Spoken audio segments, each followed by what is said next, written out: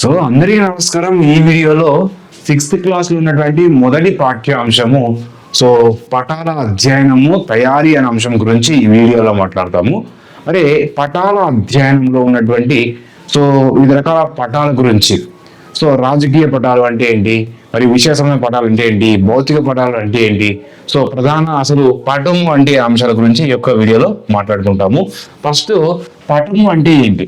పటము అంటే ఏంటి అంటే భూమి యొక్క ఉపరితలంపై వివిధ ప్రదేశాల గురించి తెలియజేయు రేఖాచిత్రము ఏమంటే పటము అంటాం.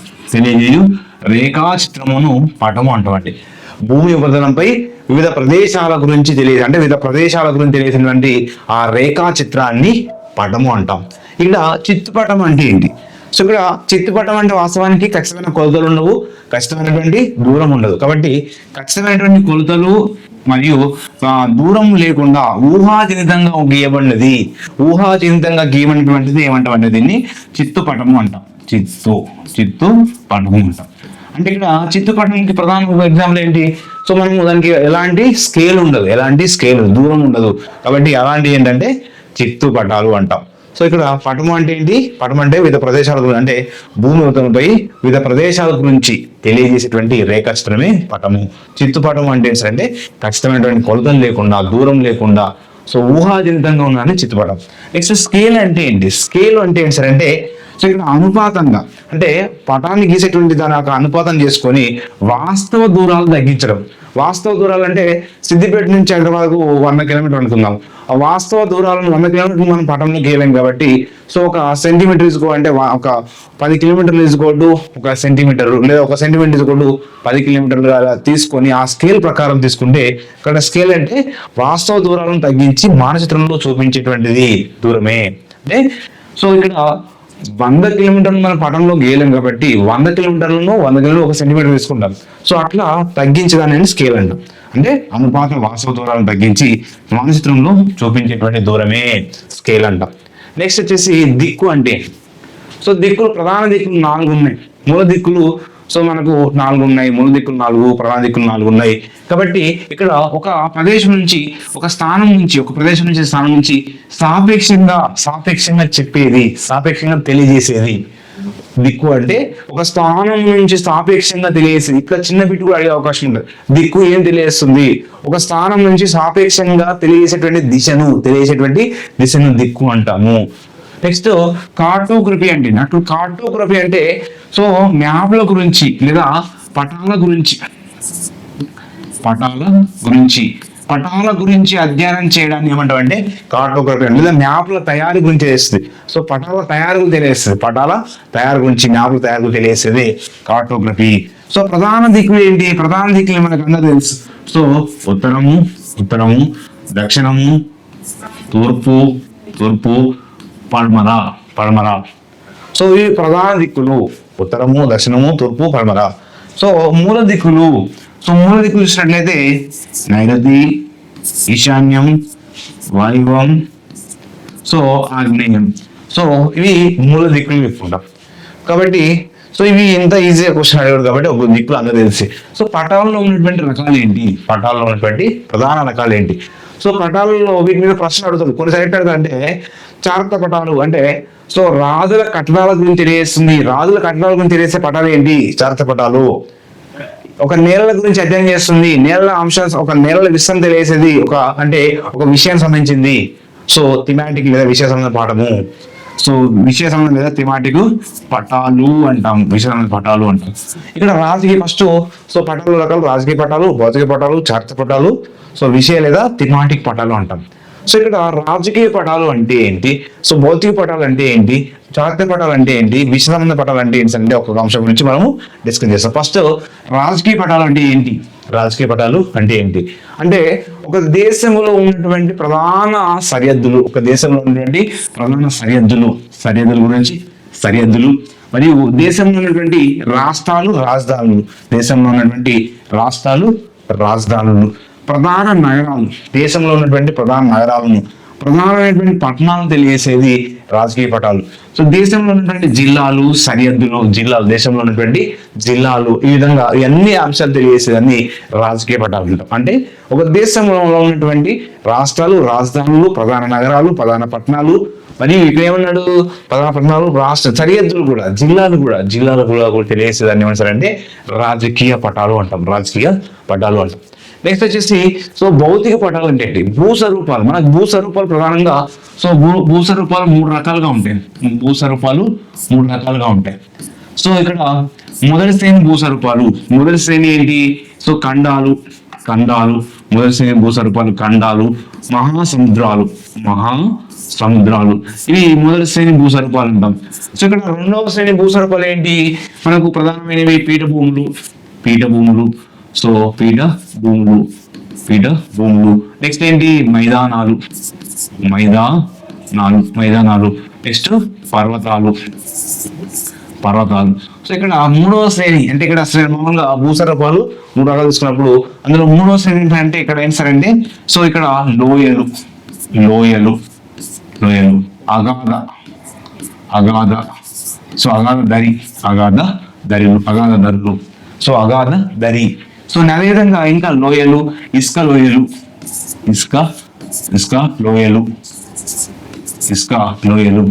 సో అగాధ దరి అంటాం. నెక్స్ట్ ఏం సార్ అంటే సో ఇక్కడ మామూలుగా ఏమంటారు అగాధ అంటే ఇక్కడ ఏం సార్ అంటే గార్జెస్ కూడా ఈ యొక్క అంటే మానవుని యొక్క ప్రమేయం వల్ల లేదా నేల ఇక్కడ ఏంటంటే గాలి వల్ల కానీ నీటి వల్ల కానీ సో మూడో శ్రేణి భూస్వరూపాలు ఎలా ఏర్పడతాయంటే గాలి వల్ల కానీ నీరు వల్ల కానీ సో వాటి వల్ల ఏర్పడినటువంటి అన్ని కూడా ఏమొస్తారంటే మూడో శ్రేణి భూస్వరూపాలుగా తీసుకుంటాం. కాబట్టి ఇక్కడ భౌతిక పటాలు ఏమొస్తారంటే భౌతిక పటాలు భూస్వరూపాలండి. భూస్వరూపాల్లో పర్వతాలు, పీఠభూములు, మైదానాలు, సో ఖండాలు, మహాసముద్రాలు. సో ఇక్కడ ఇవన్నీ కూడా మనకు సో ప్రధానంగా ఈ యొక్క దీనిలోకి వస్తేస్తారంటే సో ప్రధానంగా సో మేజర్గా ఏం భౌతిక పటాలు ఏమొస్తాయంటే పర్వతాలు, పీఠభూములు, మైదానాలు తెలియజేసే పటాన్ని భౌతిక పటాలు అంటాం. ఇవి భౌతిక పటాల్లో ఉన్నటువంటి ప్రధాన అంశాలు. నెక్స్ట్ చారిత్రక పటాలు అంటే ఏంటి సార్ అంటే సో ప్రాచీన సామ్రాజ్యాలు. అంటే ప్రాచీన సామ్రాజ్యం అంటే ఏంటి సార్ అంటే మౌర్య సామ్రాజ్యం.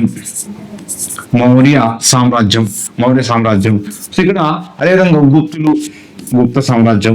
సో ఇక్కడ గుప్తులు. నెక్స్ట్ ఏంటి? సో అదేవిధంగా మనకు ఉన్నటువంటి ఇక్కడ అనేక వంశాలు నంద సామ్రాజ్యం. నెక్స్ట్ విజయనగర సామ్రాజ్యం. విజయనగర సామ్రాజ్యం. సో కాకతీయ సామ్రాజ్యం. సో ఈ విధంగా సామ్రాజ్యాలు. నెక్స్ట్ కట్టడాలు. సో భారతదేశంలో కానీ ప్రపంచంలో ఉన్నటువంటి ప్రధాన కట్టడాలు. సో ప్రధాన కట్టడాలు అంటే రాజు కట్టినటువంటి వాళ్ళ కోటలు కావచ్చు, భవనాలు కావచ్చు. ఓకేనా? సో చార్మినార్, ఓకేనా, గోల్కొండ కోట, సో దేవాలయాలు కావచ్చు, తర్వాత అదేవిధంగా తాజ్ మహల్, కొన్ని కట్టడాలు, భవనాల గురించి ఈ చారిత్రక పటాలలో తెలియజేస్తాయి. కాబట్టి చారిత్రక పటాలు ఏం చేస్తాయి? సో ప్రాచీన సామ్రాజ్యాలు, కట్టడాలు, భవనాలు. సో ఇక్కడ పురాతన కాలంలో ఉన్నటువంటి కట్టడాలన్నీ కూడా, భవనాలన్నీ కూడా ఈ యొక్క చారిత్రక పటాల వస్తుంది. విషయ సంబంధ పటాలు అంటే ఏంటి సార్ అంటే ఒక నిర్ణీత అంశాన్ని గురించి ఉంటుంది. ఒక నిర్ణీత అంశం గురించి కానీ ఒక విషయాన్ని గురించి తెలిపేది. సో ఇక్కడ విషయ సంబంధ పటము. విషయ సంబంధ పటం అంటే ఇక్కడ ఒక నిర్ణీత అంశం గురించి కానీ ఒక విషయాన్ని గురించి కానీ సో తెలిపేది విషయ సంబంధ పటము అంటాం. ఇక్కడ ఎగ్జాంపుల్ ఒక అడవుల విస్తరణ గురించి తెలియడం. సో జనాభా విస్తరణ ఎంత జరిగింది, జనాభా ఎంత పెరిగింది. సో పరిశ్రమల విస్తరణ, పంటల యొక్క విస్తరణ అంటే ఒక ఏదైనా ఒక అంశాన్ని గురించి తెలియజేస్తున్నాం. ఏదైనా ఒక అంశాన్ని గురించి ఒక నిర్ణీత అంశం గురించి ఒక విషయాన్ని గురించి తెలియజేసండి. వీటిని థిమాటిక్ సో మ్యాప్స్ అంటారు. థిమాటిక్ మ్యాప్స్ అన్నా సో విషయ సంబంధ పటాలన్నా కూడా సో మనకు ఇవి వస్తుంది. నెక్స్ట్ మనకు రిలీఫ్ పటాలు అంటే ఎత్తైనటువంటి కొండలను, ఎత్తైనటువంటి భూభాగం తెలియడానికి రిలీఫ్ పటాలు చూపిస్తాము. అది కూడా మనకు ఇంపార్టెంట్. రిలీఫ్ పటాలు అంటే ఎత్తైనటువంటి పంటలు అంటే ఎత్తైనటువంటి కొండలు, ఎత్తైనటువంటి భూభాగాలను తెలియడానికి ఉపయోగించేది రిలీఫ్ పటాలు ఉపయోగిస్తాము. సో ఇవి మనకు ఉన్నటువంటి కొన్ని పటాల గురించి ప్రధాన అంశాలు. నెక్స్ట్ చిహ్నాలు అంటే మనము పటంలో మొత్తము ఇల్లును గీయలేము, వాటిని ఒక చిన్న రూపంలో ఒక చిహ్నాలు ఇస్తాము. వాటిని మనకు ముఖ్యంగా చెట్టు ఈ విధంగా ఇస్తాం. నెక్స్ట్ చెరువు ఇది చెరువు సంబంధించింది. నెక్స్ట్ మట్టి రోడ్ ఇలా. సో మనకు ఇట్లా అంటే ఈ సింబల్ ఇచ్చేసి ఇది ఏంటంటే మట్టి రోడ్. సో గుడికి ఈ విధంగా సింబల్ ఉంటుంది, ఇది గుడి సింబల్. నెక్స్ట్ వచ్చేసి చర్చి. సో మనకి ఈ ఆకారం చేసి మనం గుర్తించగలగాలి. సో ఇది తార్ రోడ్. సో నెక్స్ట్ ఏంటి, ఇది broad gauge railway line. So broad gauge railway line. Next వచ్చేసి సో నివాసం అంటే మనుషులు నివసించే నివాస ప్రాంతాలను సో ఈ విధంగా మనము చూపించవచ్చు. నెక్స్ట్ PTO అంటే ఏంటంటే PTO తంతి తపాల కార్యాలయం. సో PS అంటే పోలీస్ స్టేషన్. నెక్స్ట్ వచ్చేసి RS రైల్వే స్టేషన్. RS అంటే సో ఇక్కడ RS అంటే railway station. PO post office. PO అంటే ఏంటంటే పోస్ట్ ఆఫీస్. సో మసీదును ఈ విధంగా మనము చూపించవచ్చు. చాలా ఇంపార్టెంట్. PO అంటే పోస్ట్ ఆఫీస్, RS అంటే రైల్వే స్టేషన్. ఓకేనా. నెక్స్ట్ వచ్చేసి PTO తంతి తపాల కార్యాలయం, PS police station. Okay. Next ఏంటి సార్ అంటే సో ఇక్కడ స్టేట్మెంట్ స్కేల్ అంటే మనకి ఈ విధంగా క్వశ్చన్ ఇచ్చి డైరెక్ట్ గా కాకుండా ఇండైరెక్ట్ గా క్వశ్చన్ అడుగుతుంటాడు. అంటే సో ఉదాహరణకు 10 కిలోమీటర్స్ కూడా 1 సెంటీమీటర్ ఇట్లా వేయచ్చు. మనకి ఇట్లా ఇస్తాడు అంటే 1 centimetre is equal to so 10 కిలోమీటర్లు అంటాడు. 1 సెంటీమీటర్ ఈజ్ ఈక్వల్ టు 10 కిలోమీటర్లు. అంటే ఇక్కడ సో ఎగ్జాంపుల్ ఒక ఎగ్జాంపుల్ ఇస్తాడు. హైదరాబాద్ నుంచి సిద్దిపేట వరకు 100 కిలోమీటర్లు అయినా ఎన్ని సెంటీమీటర్లు అవుతుంది. అంటే 1 సెంటీమీటర్ అనుకున్నాము, 10 కిలోమీటర్లు అనుకున్నాం. అంటే ఇక్కడ ఎగ్జాంపుల్ 10 అంటే 1 సెంటీమీటర్ కూడా అంటే 10 కిలోమీటర్లు. ఇక్కడ ఎన్ని కిలోమీటర్లు ఉంది, 100 కిలోమీటర్లు ఉంది. సో 100 కిలోమీటర్లకి ఎన్ని సెంటీమీటర్లు అవుతుంది అంటే ఇక్కడ ఏంటి సార్ అంటే సో 1 అంటే ఇక్కడ 1 సెంటీమీటర్ తీసుకోవద్దు. సో అంటే 1 సెంటీమీటర్ 10 కిలోమీటర్ కాబట్టి ఎంత అవుతుందండి, 10 సెంటీమీటర్లు అవుతుంది. 10 సెంటీమీటర్లు అవుతుంది. కాబట్టి ఈ విధంగా మనం లెక్కలు ఏ విధంగా లెక్క అయినా కూడా మనం ఆన్సర్ చేయాలి. సో వాడు డిఫరెంట్గా ఇదే ఎగ్జాంపుల్ అడుగుడు డిఫరెంట్గా అడుగుతాడు. సో అంటే ఇక్కడ ఎట్టేస్తారంటే ఎగ్జాంపుల్ 5 సెంటీమీటర్లు ఈజ్ ఈక్వల్ టు సో ఇక్కడ 5 సెంటీమీటర్లు ఈజ్ ఈక్వల్ టు 50 కిలోమీటర్లు అనుకుంటాడు. 50 కిలోమీటర్లు. సో ఇక్కడ 5 సెంటీమీటర్లు ఈజ్ ఈక్వల్ టు 50 కిలోమీటర్లు అయినా సో ఇక్కడ మరి 10 సెంటీమీటర్లకు ఎంత అంటాడు. 10 సెంటీమీటర్లకు ఎన్ని కిలోమీటర్లు. సో ఇక్కడ 50 సెంటీమీటర్లకు 5 సెంటీమీటర్లకు 50 అంటే 50 కిలోమీటర్లు. సో 10 సెంటీమీటర్లు అంటే ఎన్ని కిలోమీటర్లు అవుతుంది, ఇక్కడ 100 కిలోమీటర్లు అవుతుంది. ఇట్లా వాటి యొక్క దూరాల మీద క్వశ్చన్ అడిగేటువంటి అవకాశం ఉంటుంది. సో ఇది మనకు ఒక చిన్న ఎగ్జాంపుల్, ఇట్లా క్వశ్చన్ అడుగుతాడు. నెక్స్ట్ వచ్చేసి ఇక్కడ మల్లిక గురించి మనకు లెసన్ లో ఉంది, పటాల అధ్యయనంలో మనకు లెసన్ ఉంది. అంటే ఎట్లా అడుగుతాడు, సో అట్లా డైరెక్ట్ అడుగుతాడు. న్యూఢిల్లీ నుంచి హైదరాబాద్ కు, ఇక్కడ మల్లిక ఏం చేస్తుంది, న్యూఢిల్లీ నుంచి హైదరాబాద్ కు వస్తుంది. అంటే ఇక్కడ మనం పటంలో పటం అనేది బాగా ఐడియా ఉండాలి. పటంలో బాగా ఐడియా ఉండాలి. సో ఇక్కడ పటం అనేది బాగా ఐడియా ఉంటే మీరు సో ఎగ్జామ్ లో ఎక్కువ కరెక్ట్ చేయడానికి అవకాశం ఉంటుంది. ఎగ్జాంపుల్ న్యూఢిల్లీ ఇక్కడ ఉంది, సో హైదరాబాద్ ఇక్కడ ఉంది. మరి ఇక్కడ మల్లిక అనేటువంటి అమ్మాయి సో ఎక్కడి నుంచి వస్తుంది, న్యూఢిల్లీ నుంచి హైదరాబాద్ వస్తుంది. న్యూఢిల్లీ నుంచి హైదరాబాద్ వస్తుంది అంటే సో ఇప్పుడు ఏ దిక్కు వస్తుంది, సో ఇక్కడ ఏ దిక్కు వస్తుంది, సో దిక్కు తెలుసు, ఇది ఉత్తరము, దక్షిణం, తూర్పు, పడమర. అంటే ఇక్కడ దక్షిణ దిశ వస్తుంది. ఇక్కడ మల్లిక ఏ దిశ వస్తుంది, సో దక్షిణ దిశ వస్తుంది. సో మల్లిక సో మధ్యప్రదేశ్ లో ఉంది. సో మధ్యప్రదేశ్ నుంచి బీహార్ పోవాలనుకున్నది. సో ఇప్పుడు ఏ దిశ పోవాలా అంటే తూర్పు దిశ పోవాలా. సో ఇట్లా అడుగుతాడు.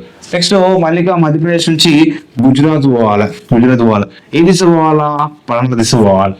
సో అట్లా మనము పటాల మీద అధ్యయనం ఉండాలి. మూల దిక్కుల మీద అడిగే అవకాశం ఉంటుంది. కాబట్టి సో మనము పటం మీద అవగాహన ఉంటే సో ఇట్లాంటి క్వశ్చన్లు చేయడానికి అవకాశం ఉంటుంది.